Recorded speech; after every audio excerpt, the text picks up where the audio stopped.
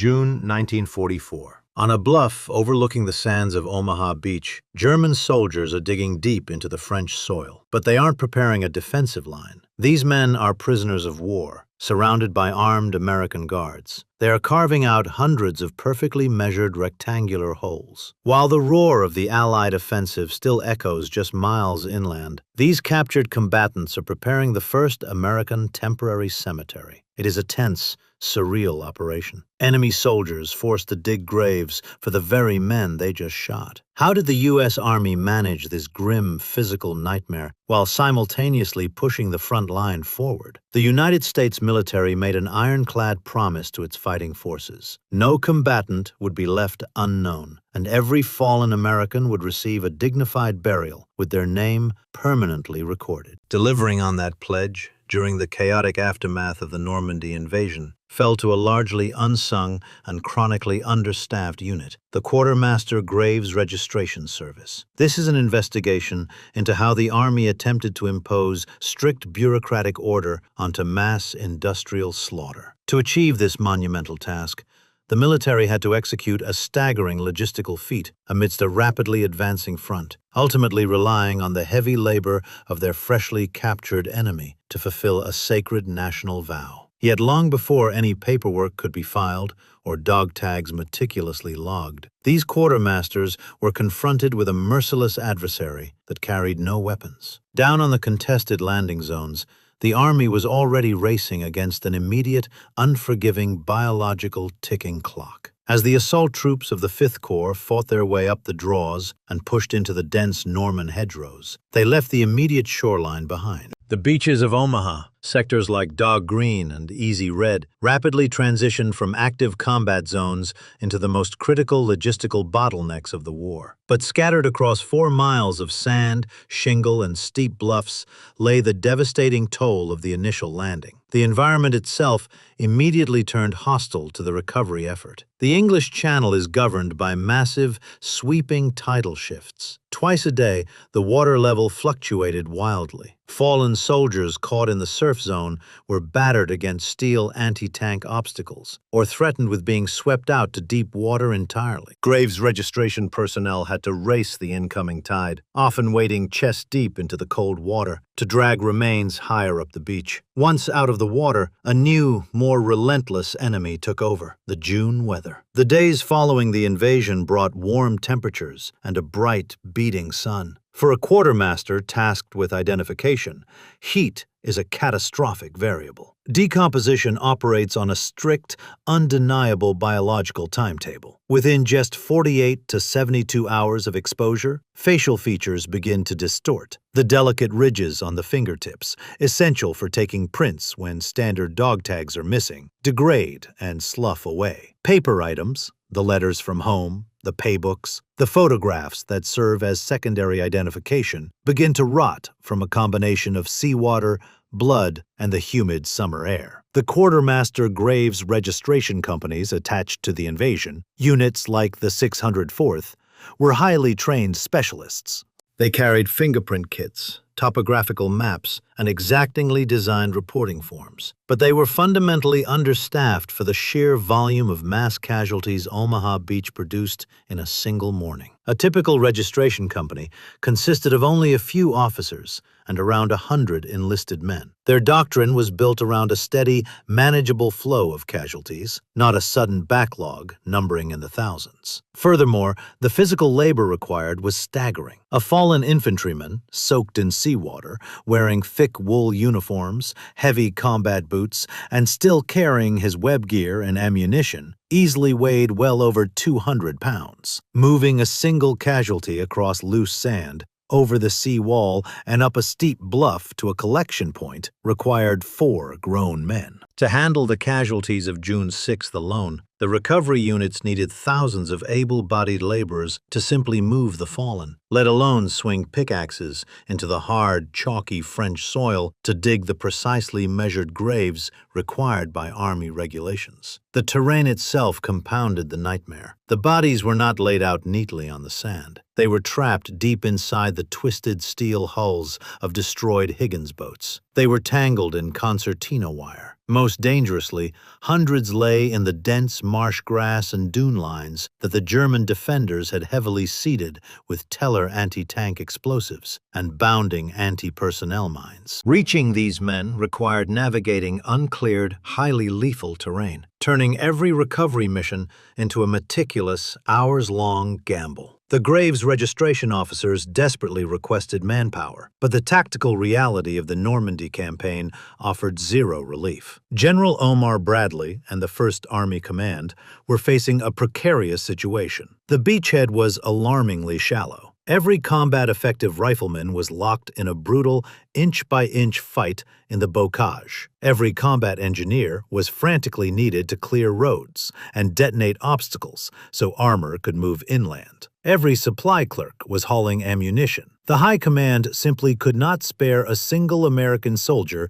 to dig graves. Yet the situation on the beach was approaching a breaking point. The heat was accelerating the decay. The ocean threatened the unrecovered. And the daily fighting inland was already sending a fresh wave of casualties back down to the shoreline. The strict bureaucratic system designed to give every soldier a name was on the verge of a total logistical collapse. To save the identification process and to clear the vital supply arteries of the beachhead, the American command found themselves cornered. They needed a massive, expendable labor force immediately. The ticking biological clock forced them into a stark, purely pragmatic decision that would solve their manpower crisis but demand a deeply uncomfortable compromise. The solution arrived marching down the draws toward the coastline. Thousands of German troops had surrendered in the hedgerows over the preceding days, severely straining the chaotic logistics of the American beachhead. Transport ships needed to shuttle reinforcements in, not ferry captured enemy combatants out. Confined in makeshift barbed wire enclosures near the shoreline, these Wehrmacht soldiers awaited a deeply uncertain fate. Many had been fed relentless propaganda, painting the invading forces as ruthless executioners. When the 1st Army Command suddenly issued orders to draft these freshly captured prisoners into heavy labor details, the mood among the captives was tense, heavily laced with the expectation of brutal retaliation. American guards marched columns of field gray uniforms right back to the very sands they had fought to defend just days prior. The prisoners were marched past shattered concrete bunkers and the blackened husks of American landing craft. But instead of facing a firing squad against the seawall, the Germans were handed heavy, D-handled shovels and led up the steep chalk bluffs near Colville-sur-Mer. The order was simple, though physically grueling. Carve out row after row of precisely measured trenches in the unforgiving French soil. What unfolded on the bluff was not a noisy, chaotic act of vengeance, but a grim, intensely quiet industrial process. Former enemies were forced into a profound, chilling proximity with the deadly consequences of their own artillery and machine gun fire. American MPs, their nerves still raw and many mourning comrades lost on the exact stretch of sand below, watched the digging with cold vigilance. Any hesitation or complaint from the captives was met with a leveled M1 Garand. The psychological friction was enormous, thick enough to suffocate the sea breeze, yet it was deliberately suppressed by the overwhelming exhaustion of manual labor under the punishing summer sun. The Americans desperately needed the trenches dug. The Germans desperately wanted to survive the day. Together, driven by entirely different fears, they formed a silent assembly line of earth-moving. The raw physical container for the dead was now being prepared at an unprecedented scale. But putting bodies into holes was only half the mandate. The far more complex challenge lay in how the graves registration teams would execute the rigid forensic procedures necessary to ensure that the men filling those freshly dug trenches would not be lost to anonymity. On the elevated plateau near Colville-sur-Mer, the temporary burial site quickly transformed from a rough collection point into a highly structured, factory-like installation. The operation was governed by the strict directives of War Department Pamphlet 10-1, the official manual governing Quartermaster Graves registration procedures. To turn a chaotic battlefield into a meticulous record of sacrifice, the officers of the 604th Graves Registration Company established an uncompromising sequence of processing stations. Every single body recovered from the sands or brought down from the hedgerows, had to pass through this human assembly line before a single shovel of earth could cover it. The initial stage relied entirely on the physical labor of the German captives. Organized into work details of 20 to 30 men, the prisoners were assigned the most hazardous and physically demanding tasks. Before a plot could even be laid out, the ground had to be thoroughly cleared. German engineers had seeded the coastal bluffs with Schumann 42 anti-personnel charges and tripwire-activated wooden box mines. American combat engineers, stretched dangerously thin across the front, could only conduct rapid sweeps. It fell to the prisoners, under the watchful gaze of armed American guards, to probe the soil with bayonets and wooden stakes, clearing the immediate perimeter where the trenches were to be dug. Once the area was declared clear of explosives, the prisoners were handed heavy picks and shovels to carve out individual grave shafts, each measured precisely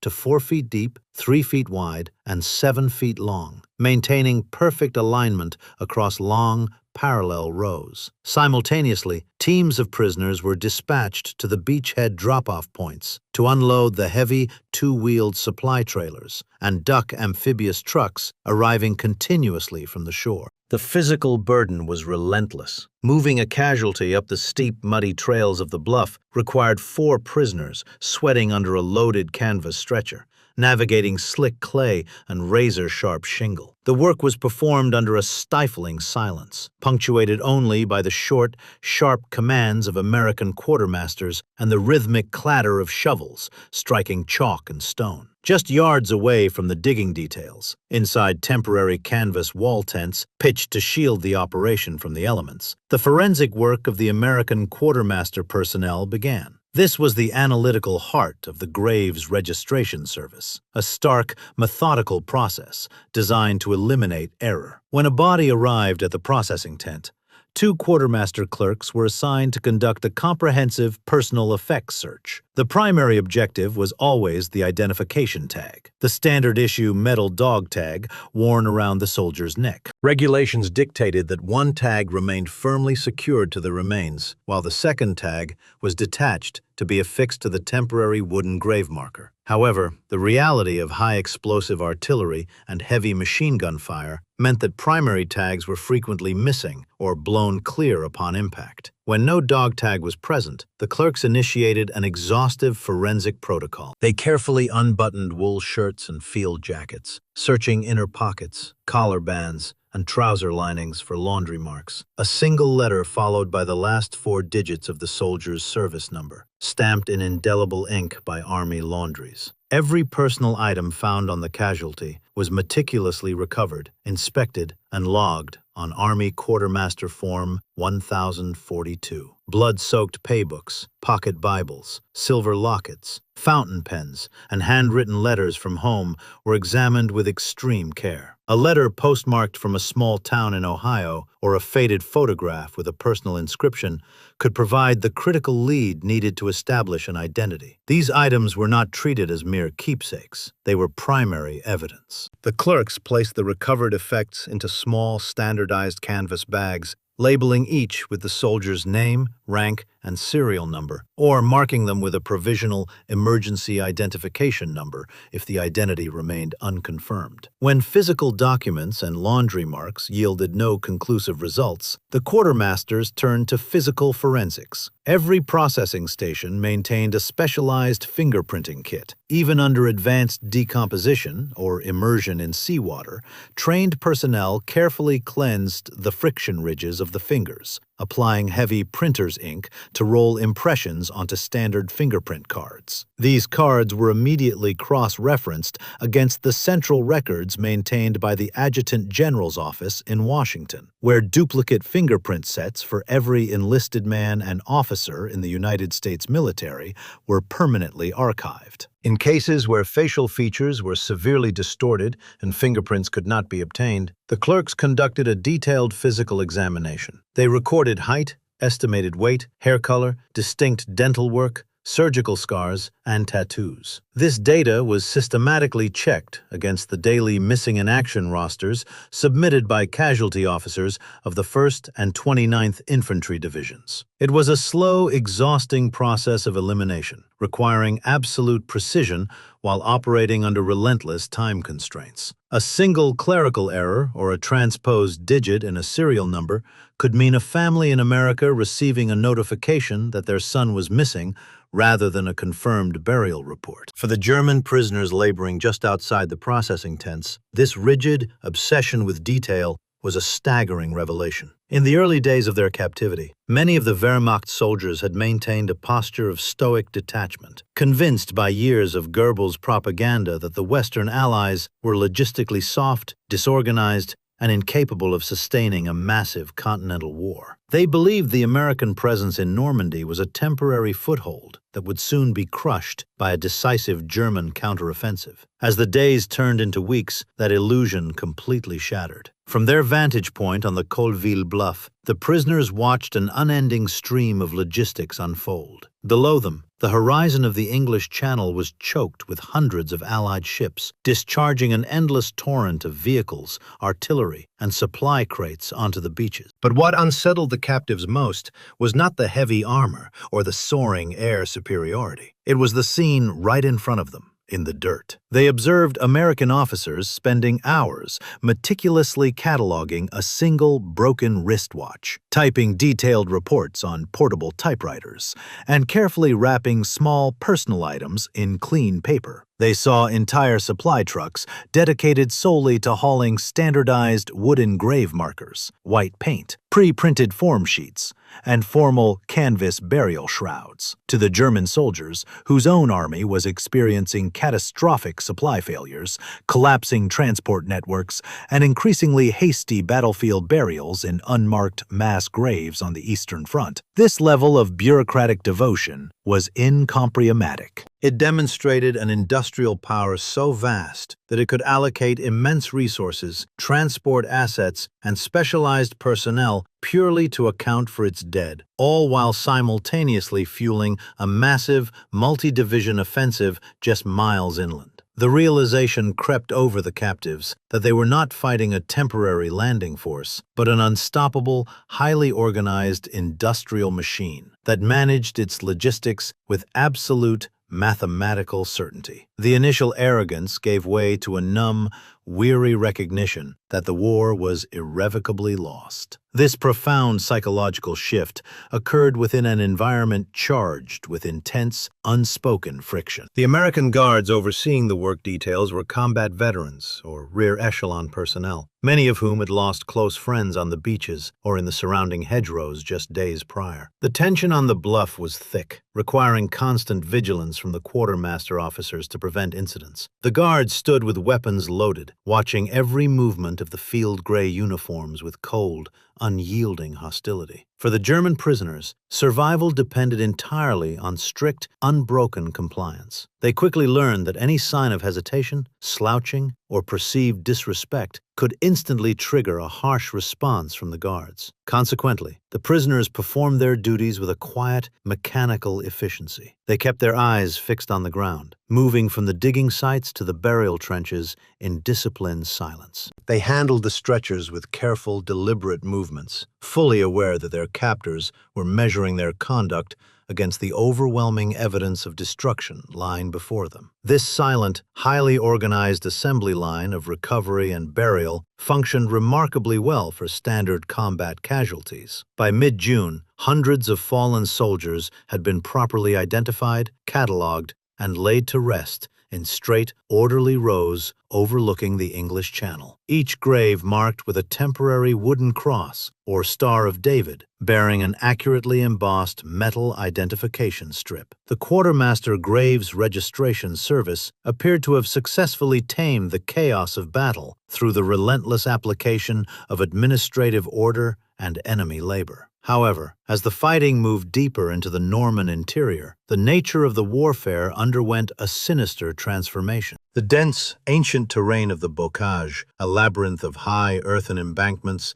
thick oak roots, and narrow sunken lanes, forced the American infantry into brutal point-blank engagements. German defensive tactics relied heavily on concealed 88mm dual-purpose guns, heavy mortar barrages, and intricate network of buried teller mines. The casualties coming down from places like Saint-Lô and Hill 192 were no longer the intact infantrymen recovered from the open beaches. The terrifying destructive power of modern high-explosive ordnance began to arrive at the Colville processing tents with devastating frequency. Bodies were dismembered, charred beyond recognition, or reduced to fragmented remains, mixed together in shattered vehicles and collapsed bunkers. The meticulous forensic protocols established in War Department pamphlet 10-1, the reliance on intact fingerprints, clear laundry marks, and readable dog tags, were suddenly pushed to their absolute physical limits. The orderly assembly line that had processed the fallen of Omaha Beach was about to collide with a gruesome reality that no bureaucratic manual had ever envisioned, threatening to shatter the military's sacred promise of identification. The standard procedure collapsed entirely when casualty trucks began arriving with the crews of Sherman tanks knocked out by concealed 88mm guns. The military's promise of perfect accounting relied on the assumption that a soldier's identity would survive the battle. But modern high-explosive ordnance and intense vehicle fires actively erased human identity. Metal dog tags melted into unreadable slag. The standardized forms of the Graves Registration Service offered no guidance for men whose physical features had been completely destroyed. Forced to abandon their neatly printed manuals, the quartermaster clerks resorted to desperate forensic improvisation. When direct identification proved impossible, they turned to the military's vast logistical paper trail. They sifted through scorched equipment, hunting for a single surviving laundry mark on a canvas web belt. They carefully mapped out surviving dental work, sending urgent requests back to division medical battalions to cross-reference fillings with soldiers reported missing that morning. If a damaged M1 Garand rifle or a Colt sidearm was recovered alongside the casualty, clerks painstakingly recorded the weapon's serial number, tracing it back through company supply logs to identify the specific infantryman it had been issued to back in England. This exhaustive detective work, however, demanded something the beachhead did not have: time. Identifying an intact casualty took minutes. Securing the identity of an unrecognizable soldier could consume hours of meticulous investigation. The rigid American bureaucracy refused to simply bury these men as unknowns without exhausting every single lead. Consequently, the processing tents ground to a frustrating halt. Outside on the bluff, the German prisoners were suddenly carving trenches faster than the quartermasters could fill them. And exactly as this forensic bottleneck paralyzed the operation, the casualty rate from the ferocious inland battles